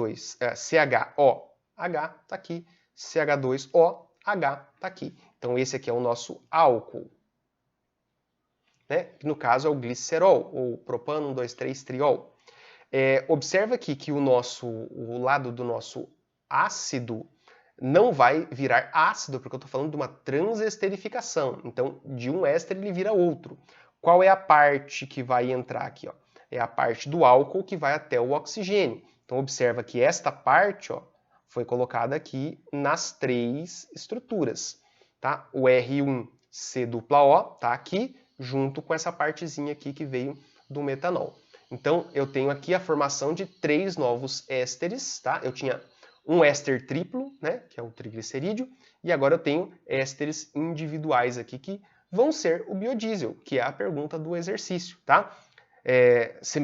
Associado à pergunta do exercício. A função química presente no produto que representa o biodiesel, então quem representa o biodiesel? O biodiesel é essa sequência de estruturas aqui, tá? Esses 3 vão representar o biodiesel, e a função química presente é o éster, tá? Então, uma transesterificação, transformar um éster em outro, é aí a forma de obter o biodiesel, beleza? Então, um exercício aqui relativamente tranquilo, desde que você soubesse o que é uma transesterificação, né? Então, algumas coisas eu abordei na revisão, outras eu sabia que eu ia abordar aqui no exercício, né? Para frente, que atrás vem gente. Ozonólise, reação utilizada na indústria madeireira para a produção de papel, é também utilizada em escala de laboratório na síntese de aldeídos e cetonas. As duplas ligações dos alcenos são clivadas pela oxidação com o ozônio, em presença de água e zinco metálico. E a reação produz aldeídos e ou cetonas, dependendo do grau de substituição da ligação dupla. Ligações duplas dissubstituídas geram cetonas, enquanto que ligações duplas terminais ou monossubstituídas dão origem a aldeído, como mostra o esquema. Então, aqui ele dá, né, faz um texto dizendo o que vai ser produzido e dá aqui já uma equação montada para você pegar como padrão para aplicar depois para responder a questão. A lógica é a seguinte, ó, pega a dupla, ozonólise, pega a dupla, quebra a dupla, as duas ligações, separa a dupla. Observe que aqui, ó, desse lado eu tenho 1, 2, 3 carbonos, e observe que no propanal eu tenho 1, 2, 3 carbonos. Tá? A dupla tem aqui, ó, 1, 2, 3, dupla. Só que aqui, ó, eu tinha dupla com outro carbono, agora a dupla está com oxigênio. Então eu separo a dupla e coloco um oxigênio ali no lugar daquela dupla. Tá? Eu mantenho a dupla, só que não com o outro carbono, agora sim com o oxigênio. E eu mantenho o hidrogênio que já existe ali. Na ozonólise o hidrogênio fica. Então onde que estava esse hidrogênio? Ó? Esse hidrogênio estava localizado aqui. Ó. Que o carbono tem que fazer 4 ligações. Se ele está fazendo uma para esse lado esquerdo e 2 para o lado direito, falta a quarta. É com o hidrogênio, esse hidrogênio e esse hidrogênio aqui. Ó. Permanece no lugar. Na ozonólise. Nessa outra parte eu tinha só um carbono. Era só um carbono fazendo dupla com outro carbono. Então olha o carbono aqui fazendo dupla. Só que agora não é com carbono, é com oxigênio. E esses dois hidrogênios? Eles estavam aqui, ó. Tá? Então é uma dupla terminal, é um CH2. Vai gerar um aldeído. Tá? Então nesse caso gerou 2 aldeídos, por quê? Porque essa dupla não era substituída. Tá? Ela não era dissubstituída, né? É apenas essa aqui monossubstituída, significa que eu tirei hidrogênio e coloquei grupos de carbono, e essa dupla terminal, a gente fala que ela é não substituída, ou seja, tem 2 hidrogênios nela. Tá? Então gera apenas aqui nesse caso aldeídos. Eu vou ter que analisar agora o restante do exercício, mas puxando aquela lógica para cá. Considere a ozonólise, então, do composto 1-fenil, 2-metil-prop, 1-eno. Então, quando falar em ozonólise, ele vai quebrar as duplas ligações que não sejam as aromáticas, né? Então, ele vai quebrar essa dupla ligação aqui, a ozonólise. Qual é a lógica, gente? Separa, ozonólise, separa a dupla, quebra assim, separa, coloca oxigênio nas duas. Acabou, morreu aí. Então, observe o que eu vou fazer aqui, ó. Eu vou separar aqui nesse desenho, vou simplificar, colocar a bolinha ali no meio. Ó, veio para cá, subiu, aqui tinha uma dupla, quebrei. Certo? Vou deixar aí por enquanto. Mas, o que tinha aqui? Ó? Dupla, vou fazer ela semelhante ali. Ó. Dupla, aí tinha traço para cima, traço para baixo. Traço para cima, traço para baixo. Separei, só fiz isso aqui. Ó. Separei. Agora o que eu faço? Boto oxigênio, bota oxigênio. Então, ozonólise, quebra a dupla, separa, coloca o oxigênio nos dois, acabou. O que ficar, ficou. Então, nesse caso aqui, eu tenho um aldeído, aqui tem escondidinho um hidrogênio, e aqui eu tenho uma cetona. Essa aqui é a propanona, né? Porque tem 3 carbonos prop, an, ligação simples entre os carbonos, ona é a terminação de cetona. Isso aqui é um aldeído ligado ao anel aromático. Esse aqui, o nome dele, usual dele, é benzaldeído. Tá? Então o nome dele é benzaldeído. Agora a gente consegue ir ali para as respostas e responder, né? Vamos lá. Benzaldeído e propanona já está aqui na letra A, mas vamos supor que você não soubesse que o benzaldeído é essa estrutura aqui. Mas você chegou nessa estrutura, você não sabe dar nome para ela. Mas essa aqui você tem que saber dar nome. Simples, a cetona mais simples que existe, famosíssima, né?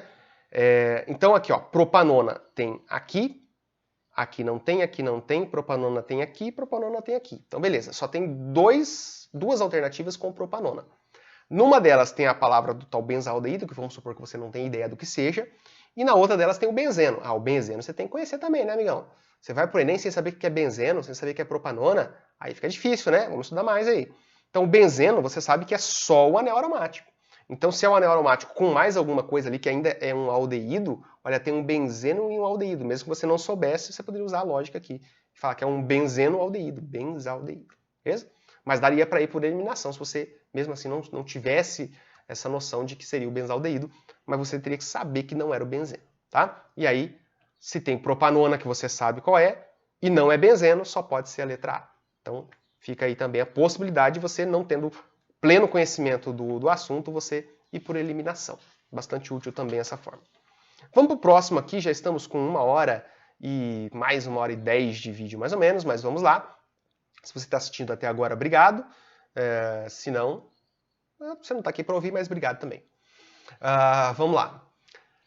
Os feromônios são substâncias utilizadas na comunicação entre indivíduos de uma espécie. O primeiro feromônio isolado de um inseto foi o bombicol, substância produzida pela mariposa do bicho da seda. Está aqui a estrutura do bombicol. Continua aqui o enunciado dizendo que o uso de feromônios em ações de controle de insetos praga está de acordo com o modelo preconizado para a agricultura do futuro.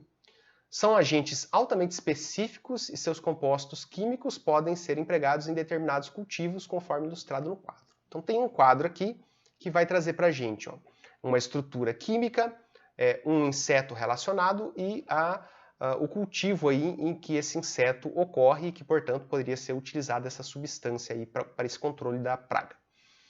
Então temos essa estrutura, bateu o olho aqui, ó, viu esses triângulos pretinhos aqui, ou tracejadinhos, isomeria ótica. Ele está querendo dizer para a gente que aqui provavelmente tem isomeria ótica. Nesse também. Aqui, ó, não tem essa partezinha, então não seria isomeria ótica. Tem dupla ligação, talvez a gente pudesse pensar que fosse isomeria geométrica.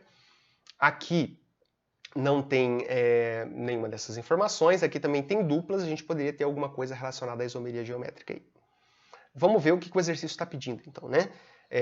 Considerando essas estruturas químicas do quadro, né?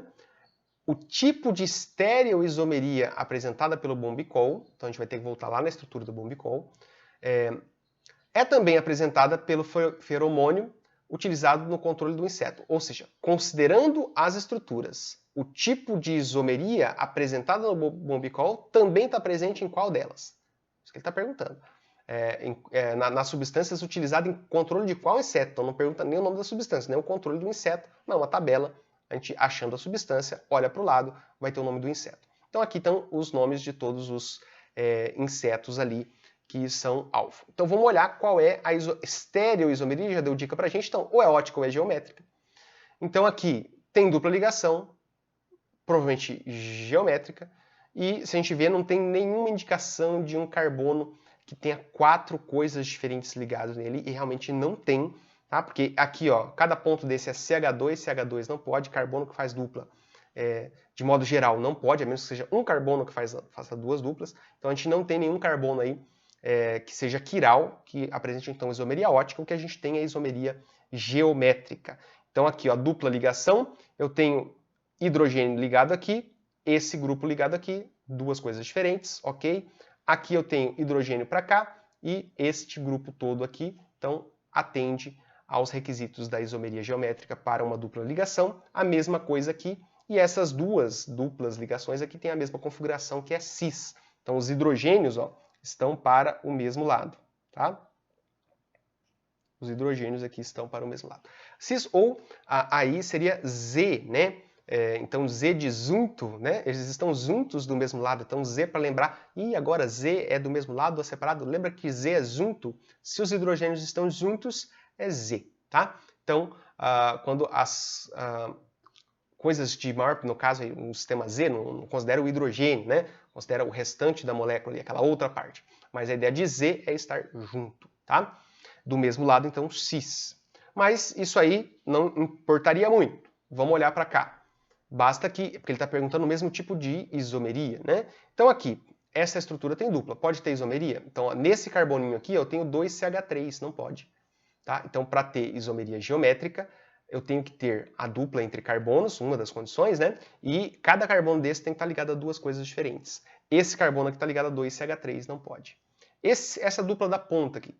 Então, nessa ponta aqui eu tenho um carbono que é CH2, ele está ligado a 2 hidrogênios, também não pode, não apresenta isomeria geométrica. Então, este aqui, agora, se a gente observar, dupla, tá? Tem hidrogênios aqui, tem grupos diferentes, então essas 3 duplas aqui apresentam isomeria geométrica, tá? 2 delas na configuração cis ou Z, né? E uma delas na configuração trans ou E. Portanto, o inseto S absoluta, não vou me arriscar a falar esse nome aí, né? Então, S absoluta vai ser a nossa resposta que está presente aqui na letra E, beleza? Então, era só achar aí qual das substâncias, né, apresentava o mesmo tipo de isomeria, né? O tipo de isomeria apresentada pelo bombicol é também apresentada por qual? Então, era só comparar o tipo de isomeria. Aqui, nesse textão gigante, deu uma folha de sulfite inteira na configuração aqui que eu usei para imprimir, né? Tá quase, vamos ver, falta 1, 2, 3, 4, 5, faltam 5 exercícios, estamos com quase 1h20, vamos lá, vai ficar com 2 horas esse vídeo. Mas de boa. Quer estudar? Quer passar? Então assiste até o final. Enem, segunda aplicação 2016, deve ser um daqueles anos lá que teve prova vazada, né? A descoberta dos organismos extremófilos foi uma surpresa para os pesquisadores. Alguns desses organismos, chamados de acidófilos, são capazes de sobreviver em ambientes extremamente ácidos. Uma característica desses organismos é a capacidade de produzir membranas celulares compostas de lipídios feitos de éteres em vez de ésteres de glicerol, comum nos outros seres vivos, chamados aí de mesófilos, né? O que preserva a membrana celular desses organismos, mesmo em condições de extremas acidez. Então, por ter éter em vez de éster, então esses extremófilos conseguem se proteger desses ambientes. A degradação das membranas celulares de organismos não extremófilos em meio ácido é classificada como, e a gente tem alguns nomes, ó, hidrólise, termólise, eterificação, condensação, saponificação, alguns nomes aí que lembram reações orgânicas, né? Então, aparentemente é uma questão difícil, mas não é, tá? O grande X da questão está aqui, ó. Característica dos organismos é a capacidade de produzir membranas compostas de lipídios feitos de éteres ao invés dos ésteres de glicerol. Tá? Então aqui, ó, esse em vez dos ésteres de glicerol, comuns nos seres vivos mesófilos, ou seja, que não são extremófilos, são estes mesmos seres aqui da pergunta. Então, estes seres não extremófilos, que são os mesófilos, têm a sua membrana composta de ésteres de glicerol. Então, as nossas membranas celulares são compostas de fosfoglicídios, fosfoglicerídeos, né? Ou fosfolipídios. Então, eu tenho glicerol, só que ao invés de eu ter um triglicerol, o glicerol lá, aquele álcool com 3 carbonos, 3 OHs, e 3 ácidos graxos, um ácido graxo dá lugar a um grupo fosfato e vai fazer a nossa membrana aí, onde vai ter uma parte apolar e uma parte polar. Tá? A parte do fosfato vai ser polar e a parte dos dois grupos ali de ácidos graxos vai ser apolar. E vai formar uma membrana dupla, né?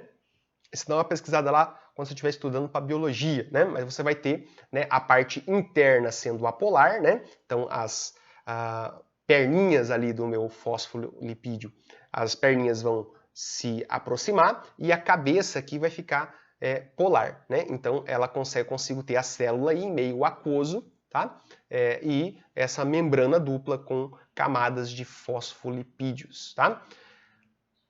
O que interessa para nós não é nem saber essa parte biológica, é dar uma olhada para aqui. Eu tenho ésteres, tá? Então, o que acontece quando eu tenho um éster que está num organismo vivo? Eu custo acreditar, mas diz aí que nosso corpo é 70% de água, né? Então, o éster está na presença de água e esse ambiente está dizendo aqui, ó, que é ácido. Então, o que acontece quando eu tenho um éster na presença de água em meio ácido? Acontece uma quebra, né? Eu gero aqui um álcool e gero um ácido carboxílico, né? O ácido carboxílico correspondente ali ao éster, tá? O que é isso? Hidrólise de éster, tá? Que é a nossa resposta aqui. É uma reação classificada como hidrólise. Então, aí a essência era só você prestar atenção ali e saber que era um éster de glicerol. O que acontece quando eu coloco um éster de glicerol no meio ácido e num organismo vivo, cheio de água lá dentro? Uma hidrólise, tá? Então, quando o nosso organismo fica muito ácido, o que pode acontecer com as nossas moléculas? Começarem a perder, né, ter deficiências aí nas suas membranas por conta de uma hidrólise que venha a acontecer ali, tá? Então, possível é, tá?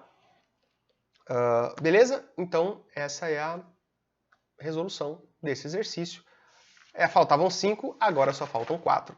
Vamos, então, para este aqui, que diz o seguinte: nucleófilos, Nu-, né, Nu-, são bases de Lewis, E aí tem a teoria atômica de Lewis, né? A teoria ácido-base de Lewis, tá? Ácidos são substâncias que podem receber elétrons, são carentes de elétrons, e bases são substâncias ricas em elétrons capazes de doar elétrons, né? Então, nucleófilos são bases de Lewis que reagem com aletos de alquila. Lembra lá? Fiz uma revisãozinha. Aletos orgânicos, aletos de alquila, quando eu tenho halogênio ligado a hidrocarbonetos, essencialmente. Por meio de uma reação chamada de substituição nucleofílica, SN. Então, se você entra na graduação de Química, boa sorte com a SN1, SN2, tá? Como mostrado no esquema aqui, dá um esqueminha aqui pra gente, né? R ligado a X mais Nu menos forma R ligado a Nu mais X menos. Dá aqui para nós que o R é um grupo alquila e que X é um halogênio. A reação de substituição nucleofílica entre metóxido de sódio, aí ele já está dando de bandeja para você aqui que o nucleófilo é o CH3O-, né? O Nu é o CH3O e o menos repete ali. E brometo de metila fornece um composto orgânico pertencente a qual função? Então aqui eu vou fazer o seguinte, eu vou repetir esse esqueminha dele aqui para ver como essa questão foi dada, tá?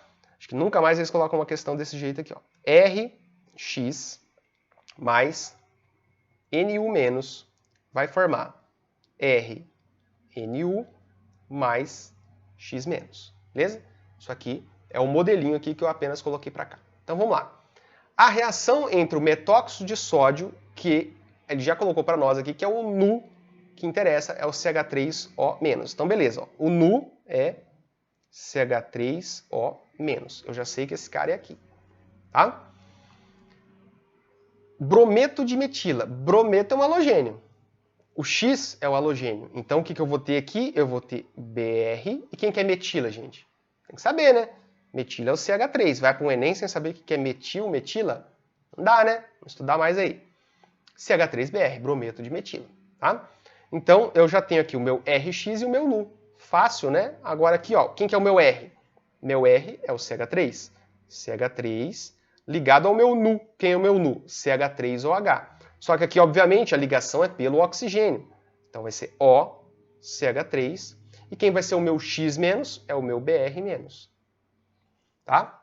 Então, apenas substituir aqui, ó, os dados que o exercício me deu em relação ao modelo que ele forneceu. Então, fácil, fácil, fácil. Qual é a função orgânica aqui? Você tem que saber também, né, gente? Está estudando aí? É um éter, né? Oxigênio entre dois carbonos que não são dupla O, éter. Beleza? Então, o exercício aí, mamão com açúcar, dado praticamente o exercício para você não zerar lá no Enem. Vamos lá, Enem 2015 agora. Como eu falei, né? Eu estou fazendo, selecionei alguns aí dentro desse tema da química orgânica. Estou resolvendo do mais recente para o mais antigo. Hidrocarbonetos podem ser obtidos em laboratório. Deixa eu molhar o bico, que já está indo a voz. Hidrocarbonetos podem ser obtidos em laboratório por descarboxilação oxidativa anódica, processo conhecido como eletrossíntese de Kolbe. Essa reação é utilizada na síntese de hidrocarbonetos diversos a partir de óleos vegetais, os quais podem ser empregados como fontes alternativas de energia em substituição aos hidrocarbonetos fósseis.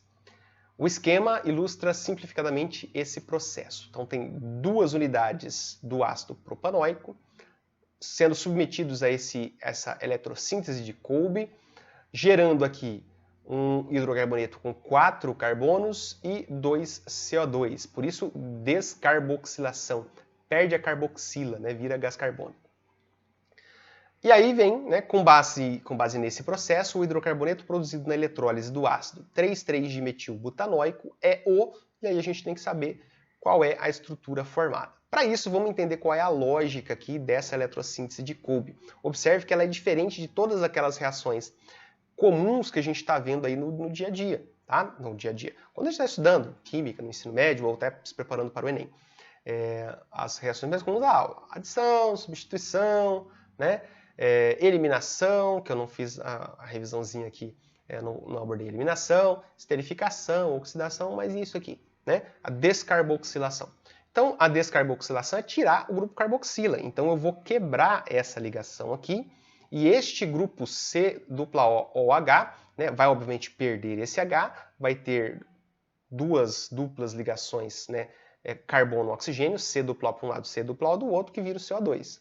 Tá? Então, essa estrutura aqui sai da molécula e gera um gás carbônico.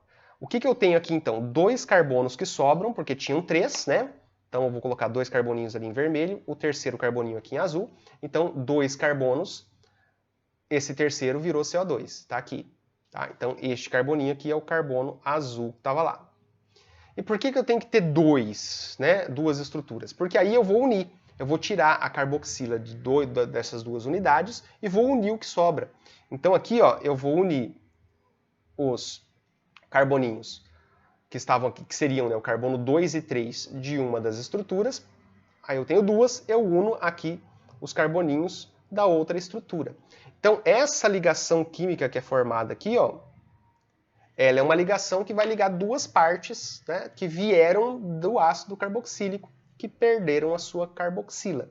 Tá? Então eu apenas faço essa ligação aqui, unindo essas duas partes que ficaram descarboxiladas. Tá? Então essa é a lógica aí para essa reação. Tudo bem? Então agora a gente tem que fazer o quê? Aplicar isso para essa estrutura.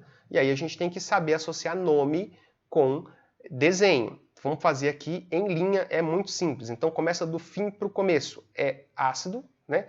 Butanoico. Então butan só tem ligação simples e tem 4 átomos de carbono. Então vamos pegar aqui, ó. Coloca o lápis, a caneta aí no papel, conta 1. 1 para cima 2, para baixo 3, para cima 4. Então, beleza. Esse tiozinho reto aí é o butano. 4 carbonos, só ligação simples. Só que eu quero o ácido butanoico. Então, o que eu vou fazer? Numa das pontas dele, aí você faz na ponta que você quiser, eu vou fazer nessa.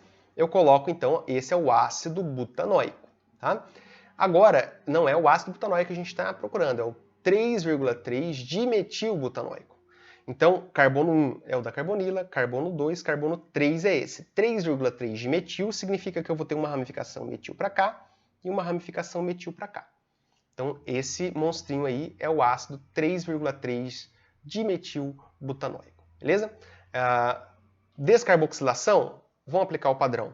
O padrão da descarboxilação desse processo aí de Kolbe é quebra aqui, isso aqui vai virar CO2. E eu preciso de duas dessa, né? Então, se eu tiver duas moléculas dessa, eu vou fazer essa eletrólise e eu vou produzir o quê? CO2, né? 2 unidades de CO2 e a estrutura que a gente vai desenhar aqui embaixo agora. Qual é a estrutura?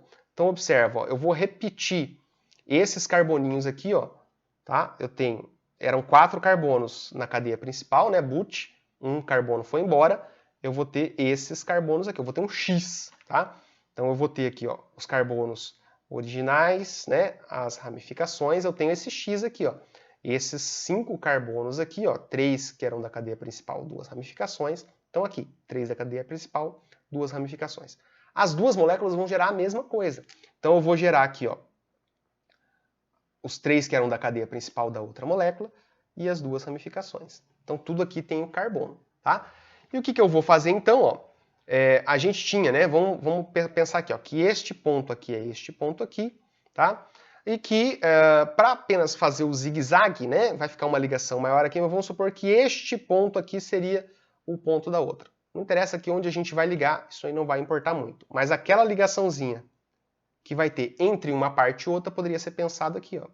Então esta ligação aqui vai ser semelhante a esta ligação aqui que eu destaquei, que vai unir as duas partes. Então, se eu vou ter como sobra aqui essa estrutura, que vai ter quebrada essa ligação com a carboxila, ele vai ter que fazer essa ligação com a outra parte que sobra da outra. E é esta ligação aqui que eu estou representando. Tá? Então, esta ligação une as duas partes e aí a gente tem uma nova estrutura que a gente vai ter que dar um nome para ela. Tá? Primeira coisa, achar a cadeia principal. Mas aqui é relativamente fácil, eu vou ter 3 de uma com 3 da outra. A minha cadeia principal, vou representar ela aqui pintando os carboninhos da cadeia principal. Então, 1, 2, 3, 4. por exemplo, aqui 5, por exemplo, aqui 6. Então, observa que eu inverti, né? Então, eu tenho 6 carbonos na minha cadeia principal, uma ramificação metil aqui, outra ramificação metil aqui, outra aqui e outra aqui. Então, eu tenho 4 ramificações metil agora, numa cadeia com 6 carbonos.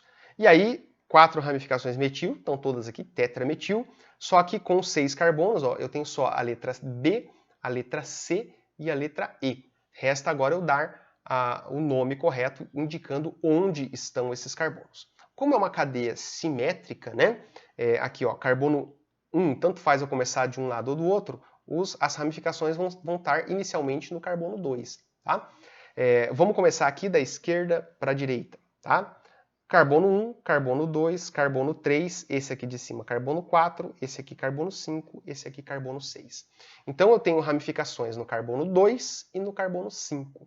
Então é 2,2,5,5 tetrametil hexano. 2,2,5,5 tetrametil hexano. Nós temos aqui então a letra C de correta, beleza? Então aí, viram? Não precisa você saber todas as reações, né? Para algumas questões, basta que você perceba o padrão existente e aí extrapole esse padrão existente para aplicar numa situação parecida, tá? Vamos para o próximo, eu acho que esse aqui é o penúltimo exercício, é isso mesmo, para a gente bater aí quase 2 horas de vídeo. Vamos lá. Exercício do Enem 2015 também. Uma forma, e observe se você está prestando atenção, está assistindo aí, corajoso, corajosa, assistindo essa sequência inteira, é o terceiro exercício que vai falar aqui de feromônios. Então, um temazinho que é recorrente no Enem aí, hein? E via de regra ele está associado aí a questões de isomeria. Uma forma de organização de um sistema biológico é a presença de sinais diversos utilizados pelos indivíduos para se comunicarem. No caso das abelhas da espécie Apis mellifera, os sinais utilizados podem ser feromônios. Para saírem e voltarem de suas colmeias, usam o feromônio que indica a trilha percorrida por elas, composto A que está dado aqui para gente. Quando pressentem o perigo, expelem um feromônio de alarme, composto B, que serve de sinal para um combate coletivo. Quem nunca, né? Quem nunca foi tacar pedra lá no marimbondo ou na abelha e de repente, né, começou a ser atacado por várias delas, especialmente quando você mata uma, né? O que você está fazendo? Elas liberam esse compostinho B aqui, que obviamente pode ser diferente de espécie para espécie, mas é aquela que vai avisar que tem alguém para ser ferroado na região, né? Vamos lá, voltando aqui ao enunciado. O que diferencia cada um desses sinais utilizados pelas abelhas são as estruturas e funções orgânicas dos feromônios. E aí, as estruturas, né? Quando fala em estrutura, está falando também da questão da isomeria, tá? E função orgânica, que eu posso ter funções orgânicas diferentes sendo percebidas de maneira diferente pelos, no caso aí, pelas abelhas, né? Ou pelas espécies que liberam esses feromônios. Então vamos lá, tem toda essa introdução, tem o composto A e o composto B, e o que vai ser perguntado, né? As funções orgânicas que caracterizam os feromônios de trilha e de alarme são, respectivamente, então, identificação de função orgânica, só isso. Então primeiro vamos identificar a função orgânica, depois vamos ver qual é a ordem que ele vai estar. Então aqui, quando a gente fala função orgânica, você olha para átomos diferentes de carbono e hidrogênio, tá? Embora a gente tenha livros, classificações, colocando hidrocarbonetos como funções orgânicas, eu sou da linha de pessoas que discorda dessa classificação. Porque para ser função orgânica eu tenho que ter um grupo funcional. Um átomo ou um grupo de átomos que dê a característica. Tá? Então, falar que um hidrocarboneto é uma função, cadê o grupo funcional? Né? A gente poderia até pensar que um alceno, tá, se eu tenho um alceno, ele tem uma parte que o destaca dos demais, que é a dupla ligação. Tem reações características, tá? Mas generalizar que hidrocarbonetos são funções orgânicas, tome cuidado aí, mas geral fala que então também não faz muita diferença. Mas vamos lá. Função orgânica, falando isso, você olha para substâncias diferentes de carbono e hidrogênio. Aqui tem uma substância, tem um elemento diferente, que é o O. OH está presente, como eu falei lá na revisão, em várias substâncias, especialmente em 4. No álcool, no ácido carboxílico, no fenol e no enol. Tá? Então, nessas 4, Essa aqui é qual? Essa aqui indica um álcool, porque ele é um OH que está ligado num carbono que só faz ligação simples. Então é um álcool. Tá? Este carbono não está fazendo dupla. Este carbono aqui que está fazendo dupla com esse. Beleza? Então esse carbono aqui, carbono saturado. Aqui, ó, o que é diferente de C e H é esse COO. Então esta parte aqui, ó, tá representada, né, como eu citei lá no comecinho da revisão, como uma fórmula. Nesse trecho aqui ela está com uma fórmula condensada. O autor omitiu as ligações químicas para dificultar o seu trabalho na identificação. Então, quando aparecer esse COO, o que geralmente esse COO vai representar? Vai representar C dupla O. Tá? Por que eu falo geralmente? Porque o COO, se tiver um H na frente aqui, ao invés do CH2, nesse caso é CH2. Né? Então aqui CH2. Este CH2, se ele fosse um H, isso aqui seria um ácido carboxílico. Mas não é um carbono. Então, CH2 e tem mais alguma coisa aqui. E desse lado eu tenho um CH3. Então, o que eu tenho aqui? CH3, né? C dupla O, CH2. C dupla O, C é um éster. Então, eu tenho aqui um éster. Beleza? Então, essa aqui é a estrutura que a gente tem desse composto B com a função éster e do composto A com a função álcool. Agora vamos ver qual é a ordem, né? A ordem, né, respectivamente, tem que ser o feromônio de trilha e o de alarme. O trilha é o A, o alarme é o B. Então eu tenho que achar a opção que me dá álcool e éster, que é a primeira para nos poupar tempo. Então, álcool e éster. Vamos supor que você não soubesse identificar isso aqui como éster. Nesse caso, o autor foi bem tranquilo e colocou apenas uma das opções com álcool. Então, se você soubesse identificar o álcool, que estava ali bem óbvio, você já responderia a questão, porque só tem álcool na letra A. Tá? Então, esta aí é a resolução do penúltimo exercício dessa lista, que está batendo 1h40 aproximadamente. Vamos lá. Último, então, exercício desse listão revisão Enem, visando o Enem 2020. Diz o seguinte: a baunilha é uma espécie de orquídea. A partir de sua flor é produzida vanilina, conforme representação química, estrutura da vanilina, que dá origem ao aroma de baunilha. Quem nunca comeu aquele sorvete, né, com gostinho de baunilha, ou um bolo com essência de baunilha, né? Na vanilina, que é essa estrutura aqui, estão presentes as funções orgânicas. Então, um exercício aí de reconhecimento de funções orgânicas, tá? Quais são as funções, então? Anel aromático com OH. Essa aqui é uma hidroxila fenólica. Então, aqui a função orgânica é fenol. Aqui, ó, eu tenho COC do anel.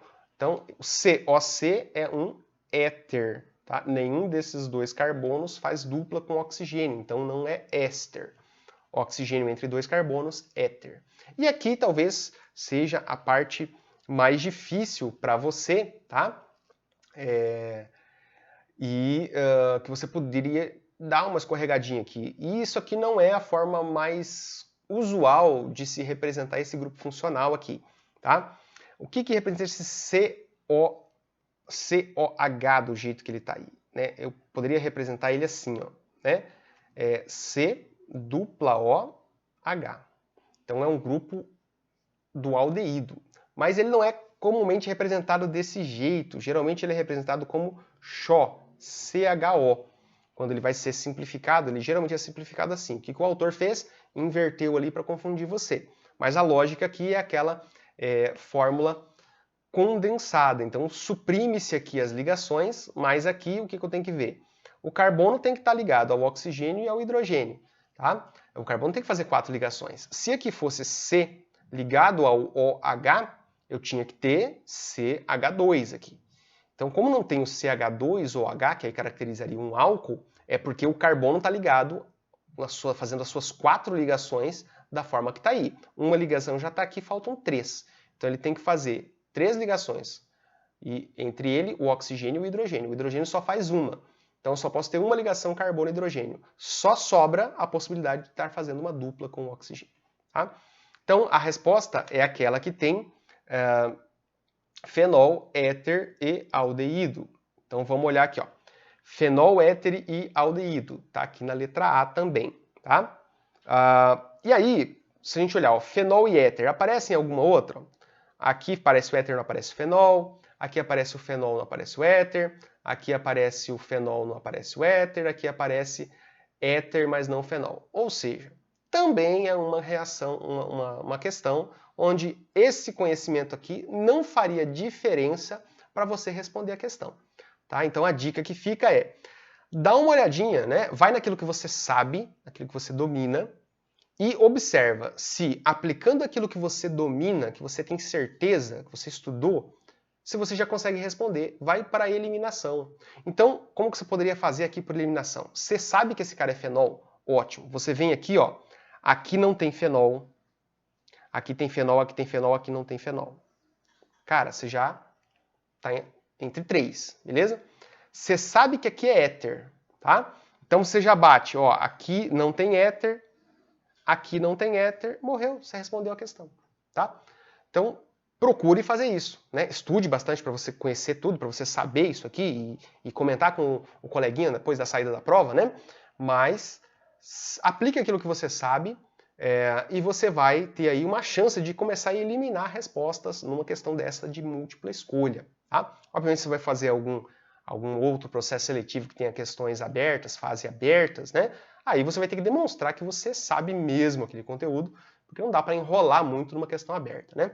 Mas em questões de múltipla escolha, ou verdadeiro ou falso, você até consegue, né, ir acertar sabendo apenas uma parte do conteúdo que é abordado na questão. Vai depender muito de como o autor coloca para você. Beleza? Então, este aqui, ó, é o meu último exercício, não tem mais nada, agora só o meu fundo branco aqui. E aí, a gente vai fazer o seguinte, gente. Eu vou encerrar esse vídeo que agora ali no meu contador está com 1h46, então esse vídeo vai gerar em torno de 1h44, 45, porque tem uns minutinhos antes que eu começo ali e eu corto no final. Espero que o áudio não esteja tão ruim, mas eu estou vendo que ele está batendo no vermelho, então espero que eu consiga corrigir esse áudio aqui, diminuir um pouquinho os estouros que deu. E agradeço aí se você assistiu a algum ponto desse vídeo.